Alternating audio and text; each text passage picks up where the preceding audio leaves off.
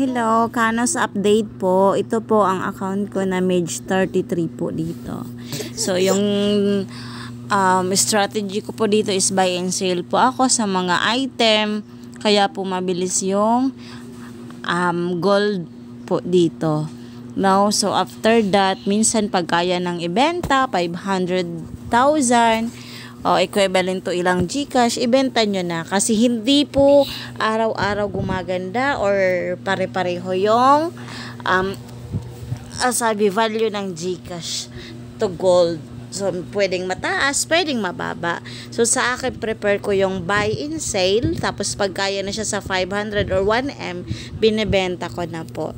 No? So, yung iba, pinapakita ko dati kung paano nagkaroon ng Gcash dito. So, pag nakaipon ka ng mga ganyan, pag kaya ng ibenta, minsan may bumibili din ng 100k, 200k. So, pag may mga bumenta dapat piliin nyo lang talaga yung mga legit na mga buyer. Kasi yung maraming iba dyan na malaki ang offer, yun. Pag malaki ang offer, yun. Sure akong maraming scammer pag ganun. Yun yung mga nila, pang-akit. Magpo-post sila ng mga mas mataas na halaga, pero yun pala scammer. So, doon ka na muna sa mga legit, kahit mababa, kasi stable yan sila. Pag mababa yan, ibig sabihin, yun ang rate nila talaga. At legit yun. Hindi maiiwasan mo talagang ma-scam ka dito.